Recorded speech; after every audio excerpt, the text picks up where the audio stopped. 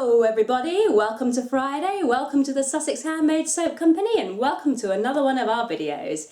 Those of you who watched our video last week will see that we did actually drift a little bit, just slightly, away from our main company ethos and what we do.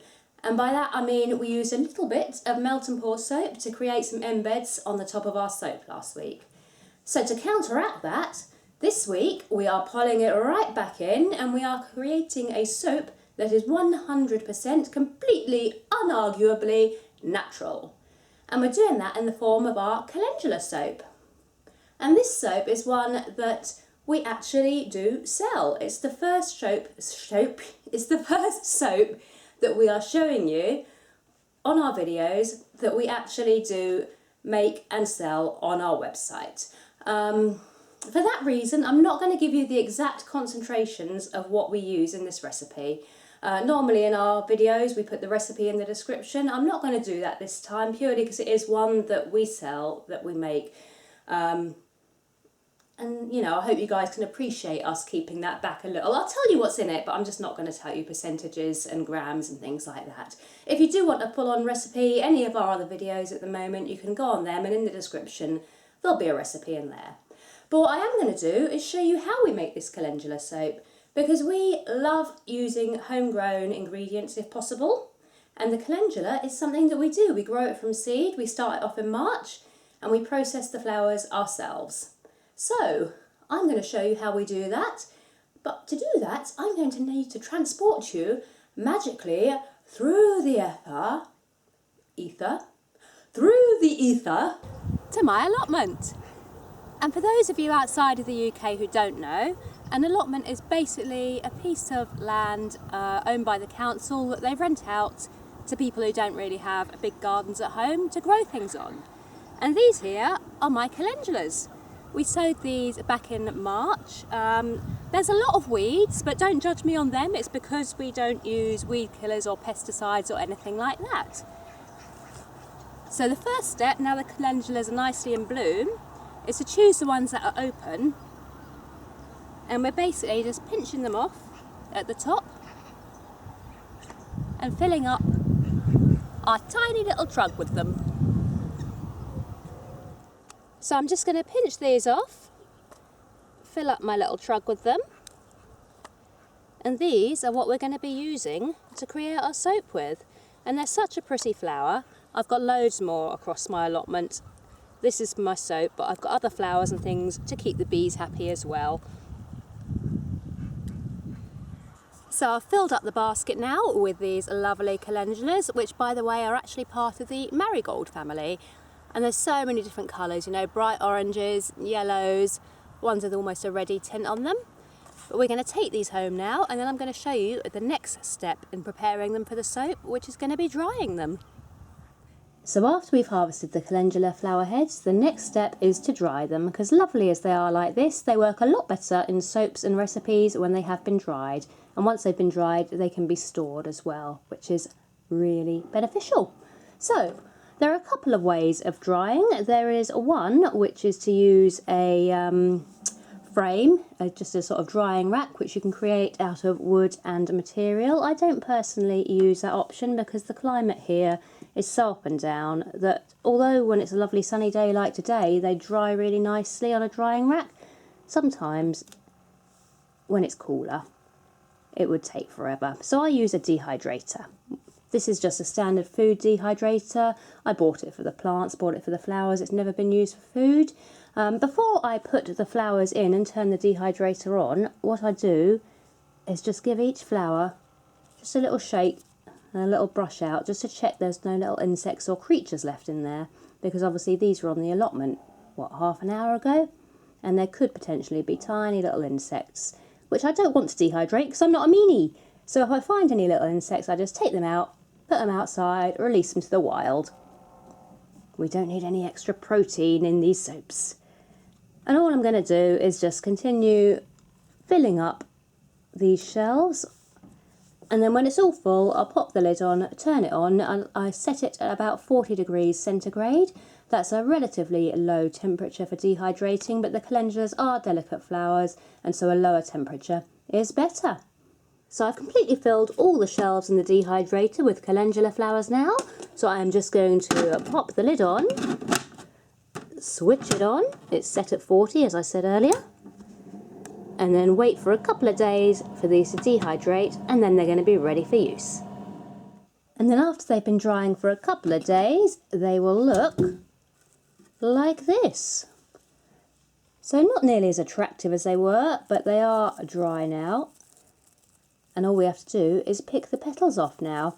If you're going to be storing them, make sure they are 100% properly dry before you take them out, because any parts that aren't properly dry will have moisture, and that if you store them for a while could lead to mould, or just if you've got them in oil could lead to it going a little bit rancid, which you don't want. So make sure that the leaves and petals are properly dry before you take them out and store them. And once you've done all of that, you should be left with these gorgeous petals. And these to me are worth every little piece of time and effort that's gone into growing them. I much prefer them to the ones I buy from soap companies and suppliers, because in the ones I buy, I sometimes find little bits of twig, little seeds, stalk, things like this. These ones that we've done ourselves, I've sat there meticulously picking them all off, or every single petal myself, and I know there's no seeds in there, there's no stalk in there, there's no bits of leaf, so it is purely just the calendula petals. And I'm going to put these away now before I spill any more of them and waste them, because I don't want to do that. So now I'm going to show you, now we've got the petals, I'm going to show you how we actually make the soap and how we can use those gorgeous petals and incorporate them into the soap. So come and join me. So we're going to start today's video a little differently to normal, and I'm actually going to show you us mixing up our lye water. We've got our water measured here and our lye measured here, but before we combine them, we're just going to go over a couple of safety tips for working with lye. And that is, you always want to be wearing gloves and goggles and long sleeves as well. And I must admit, I don't always go with the long sleeves, but it's definitely preferable if possible. And when you're mixing lye, you always want to make sure that you are using plastic or stainless steel jugs for mixing in. You don't want to be using aluminium or copper or anything like that, because it'll cause a toxic reaction with the lye. And you don't want to be using glass, even like Pyrex or heat safe glass isn't great, because over time it can heat up too much, cause little cracks, and then it could potentially shatter on you and spill everywhere, which we do not want. Another very important thing is that when we add our lye to our water, we will be doing it that way, as in lye into water. You never ever ever want to pour your water into your lye, because that can cause it to heat up too quickly. It'll cause a chemical reaction which will give you a crust on the top of the lye. Then it'll all get too hot underneath, and it could potentially just volcano out all over your work surfaces, covering everything in lye, which we don't want, because it would be a dangerous, messy mess. If you do happen to get a little splash of lye anywhere on you, I mean, I shouldn't today because I'm pretty well covered, but if you do splash any lye on your skin, do not do as is a kind of urban myth and put vinegar or anything acidic on it, because that is not going to help you. That is actually going to make the burn worse in the short term, which you don't want. If you get lye on you, the best thing to do is just flush it out with lots of nice, clean, fresh water. Just keep it under running water and keep flushing it out. Do not use vinegar or lemon juice or anything like that, because it's not going to be doing you any favours. Right, and with all that in mind, let's move on to actually mixing up our lye water. So, this is what the lye actually looks like. It's just little sort of flakes of caustic soda or sodium hydroxide or lye, various different names, all the same. Our water is here. I'm working in a well ventilated area because this is going to let off fumes. It's also going to create a lot of heat as well, so be aware of that. It is going to heat up hugely, the chemical reaction. I normally do this over by my sink because I've got a lovely big window there which I keep open, so in a minute when this is combined I will be moving it over there. Don't lean over the jug as you're stirring it, because all of those fumes are going to just raise off it. So just carefully mixing it in using a stainless steel spoon for stirring. And if you are sensitive to fumes or anything like that, you can wear a face mask if you want to. Now I've got our calendula here, our lovely homegrown calendula petals. And all I'm going to do is add these to our lye water. You can add them various different ways. You can put them in oil, infuse them into oil, just add them direct into the soap, but we like adding them into our lye water. So I'm just going to combine these in nicely. You'll see the water will turn an interesting colour, but I promise you this is the best way that we found for doing it. And an interesting smell. And a very interesting smell, yeah. Say it's the fumes are sometimes overpowering, which is why you want windows open, lots of ventilation, and not breathing too closely to it. But we've got quite a nice orangey colour now. And what I'm going to do is now set this off to the side in my sink with the window open, and I'm going to allow it to cool down to around about 110 degrees, and then we're going to come back for the next stage in the making. So now our lye has cooled down, and you can see the petals floating there in that lye water solution, and we've melted our solid oils in with our liquid oils. So now we are back to what is more familiar in our videos, adding our cooled lye water carefully into our oils. I'm just going to scrape it out a little bit to make sure I get all of it out. And now we are going to use our trusty stick blender to bring it to a medium sort of trace.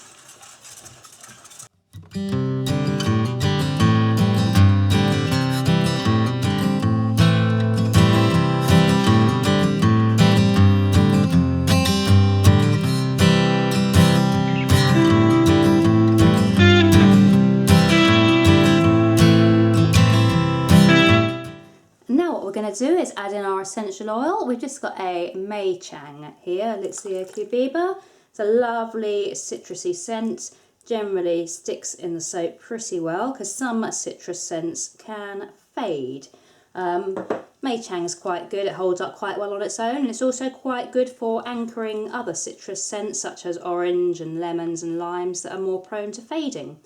So it's one of our favourites to use, and it smells absolutely beautiful, which is an added bonus. Just going to work this in nicely, make sure that it's all properly combined.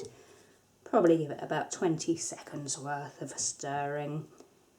And then that is literally it. I mean, it's a very easy soap, probably our easiest soap in terms of the making. Obviously the growing the calendula takes time, but it's fun as well.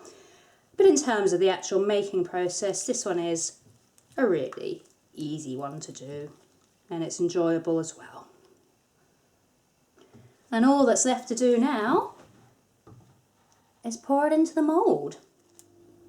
And this is so easy. Normally we make about 10 loaves at a time, so only doing one today just feels so much quicker and easier than usual.